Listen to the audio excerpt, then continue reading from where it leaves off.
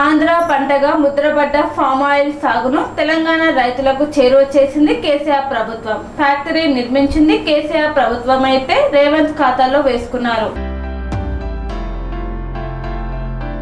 సిద్దిపేట జిల్లా గజ్వేల్ క్యాంపు కార్యాలయంలో ఏర్పాటు చేసిన మీడియా సమావేశంలో తెలంగాణ రాష్ట్ర ఎఫ్టీసీ మాజీ చైర్మన్ వంటేరు ప్రతాప్ రెడ్డి మాట్లాడుతూ అత్త సొమ్ము అల్లుడు దానం చేసినట్లుగా రేవంత్ తీరు ఉందని పేర్కొన్నారు. కాళేశ్వరం ప్రాజెక్టు ఫెయిల్ అయిందని అసెంబ్లీ సాక్షిగా విమర్శలు గుప్పించిన ముఖ్యమంత్రికి ఇప్పుడు అదే కాళేశ్వరం నీళ్లు అమృతంలా కనిపిస్తున్నాయా అని ప్రశ్నించారు.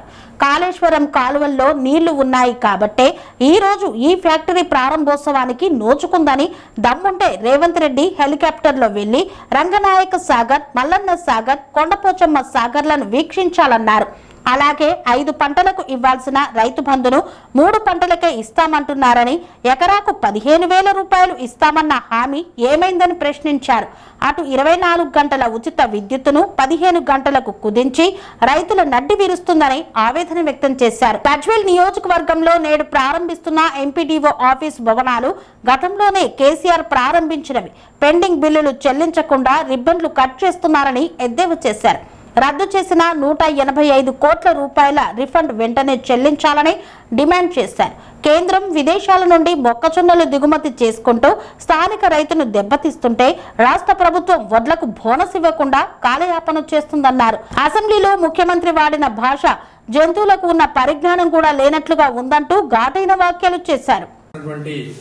ఫామ్ ఆయిల్ ఇండస్ట్రీ గతంలో కేసీఆర్ గారి యొక్క కృషి వల్ల, కేసీఆర్ గారు కాళేశ్వరం కట్టడం వల్ల ఈ ప్రాంత రైతులకు కొత్తగా ఏర్పడినటువంటి పంట పామ్ ఆయిల్ తెలంగాణ రాష్ట్రంలో ఉత్తర తెలంగాణ గాని, దక్షిణ తెలంగాణలో గాని, పశ్చిమ తెలంగాణలో గాని మన రైతులకు పామ్ ఆయిల్ గురించి పరిచయం చేసినటువంటి వ్యక్తి గొప్ప నాయకుడు కేసీఆర్ గారు. సిద్దిపేటలో ఫామ్ ఆయిల్ ఫ్యాక్టరీ నిర్మాణం చేయడానికి హరీష్ రావు గారు అహర్నిశలు కష్టపడి ల్యాండ్ అక్విజిషన్ చేసి, అటు మల్లన్న సాగర్, కొండపోచమ్మ సాగర్ నిర్మాణం చేసి రంగనాయకుల సాగర్ అందుబాటులోకి తీసుకురావడం వల్ల ఫామ్ ఆయిల్ ఇండస్ట్రీకి రోజు కొన్ని వేల క్యూసిక్ల నీరు అవసరం ఉంటుంది. ఆ నీరును కెనాల్ ద్వారా అందించి అక్కడ ఫ్యాక్టరీ ఏర్పాటు చేయడానికి అహర్నిశలు కృషి చేసినటువంటి ప్రభుత్వం కేసీఆర్ గారి ప్రభుత్వం. ఈ ప్రాంతంలో ఫామ్ ఆయిల్ కి అనుకూలం కాదు అని చెప్పి కేంద్ర ప్రభుత్వం చెప్పినప్పటికీ ఈ ప్రాంతంలో కాళేశ్వరం నిర్మాణం చేయడం వల్ల, రంగనాయక సాగర్, కొండపోచమ్మ, మల్లన్న సాగర్ నిర్మాణం చేయడం వల్ల, మిషన్ కాకతీయతో చెరువులు నింపడం వల్ల, చెక్ డ్యాంలు కట్టడం వల్ల ఈ ప్రాంతంలో కొన్ని వందల టీఎంసీల నీరు నిల్వ చేయడం వల్ల ఈ ప్రాంతంలో ఇమ్యూనిటీ పెరిగి పామ్ ఆయిల్ పంటకి అనుకూలంగా మార్చినటువంటి నాయకుడు కేసీఆర్ గారు. ఈ ప్రాంతంలో పామ్ ఆయిల్ పంట వేయడం వల్ల రైతులకి మంచి దిగుబడి వస్తుంది, మంచి ఆదాయం చేకూరుతుంది, రైతు కమర్షియల్ గా ముందుకు పోతున్నటువంటి ఆలోచనతోనే ఇక్కడ పామ్ ఆయిల్ ఇండస్ట్రీ నిర్మాణం చేసుకున్నాం.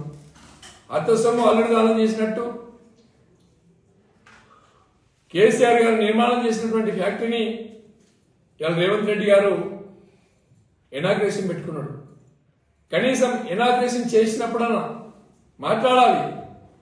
రేవంత్ రెడ్డి గారు, మీకు విజ్ఞత ఉంటే మరి కేసీఆర్ వల్లనే ఈ ఫ్యాక్టరీ నిర్మాణం జరిగింది, కేసీఆర్ వల్లనే కాళేశ్వరం పూర్తి చేసుకున్నాము, కేసీఆర్ వల్లనే తెలంగాణ రాష్ట్రం ఏర్పాటు చేసుకున్నాము, కేసీఆర్ వల్లనే ఈ రాష్ట్రంలో రైతులందరూ కూడా సుఖ సంతోషంతో ఉన్నారు అంటే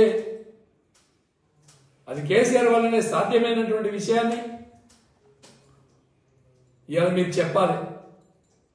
ఇలా రైతు బంధు కోసం రైతు భరోసా 15,000 రూపాయలు ఎకరానికి ఇస్తామన్నారు. కానీ రైతు బంధును పరిచయం చేసింది దేశానికి, రాష్ట్రానికి గౌరవనీయులు కేసీఆర్ గారు. రైతు బంధు ఇవ్వడం వల్ల రైతుల యొక్క ఆత్మస్థైర్యం పెరిగి రైతులు అప్పుల బాధలు పడకుండా రైతు ఆత్మహత్యల్ని నివారించింది కేసీఆర్ గారు. కేసీఆర్ గారు చేయడం వల్లనే ఇలా రాష్ట్రంలో 3 మెట్రిక్ టన్నుల ధాన్యం వస్తుందంటే దానికి కారణం కేసీఆర్ గారు. ఈ ప్రాంతంలో పామాయిల్ పంటలు వేసుకుంటున్నారంటే దానికి కారణం కేసీఆర్ గారు. ఇవన్నింటినీ దృష్టిలో పెట్టుకొని రేవంత్ రెడ్డి గారు మాట్లాడే విధానాన్ని మార్చుకోవాలి. ఇవాళ మీరు మా మరొక ఎంపీడీఓ బిల్డింగ్ కానీ జగ్గేపురం ఎంపీడీఓ బిల్డింగ్ కానీ వాటిని పూర్తి చేసింది మా కేసీఆర్ గారు.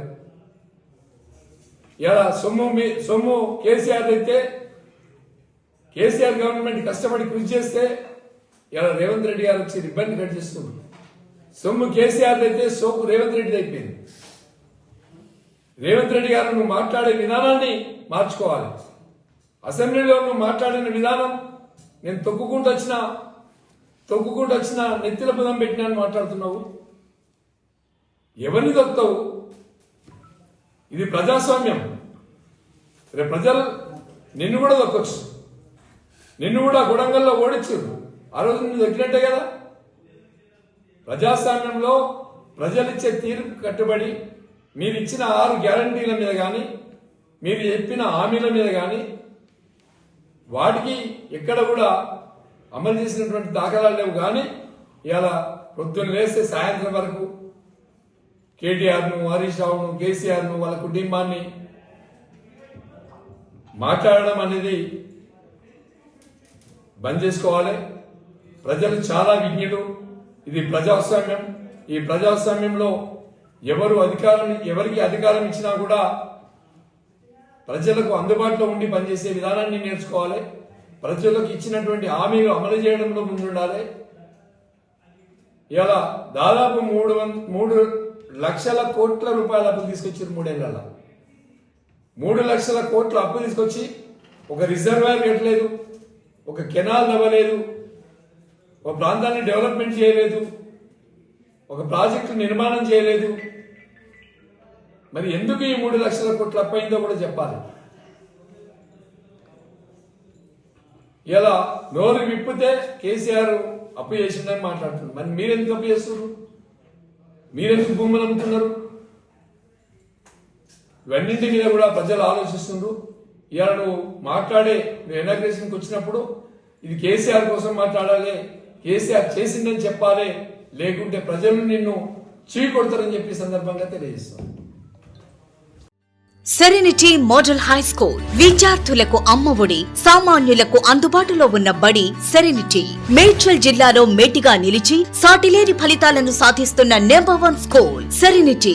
మా ప్రత్యేకతలు ప్రతి విద్యార్థి పట్ల వ్యక్తిగత శ్రద్ధ, activity based learning and digital classrooms, computer lab, 100% ఫలితాలు, sports and cultural activities, yoga, abacus మరియు Vedic maths education. Please visit Serenity Model High School, Nagaram. Admissions are in progress. Call 040-271-46899 and 040-271-48699.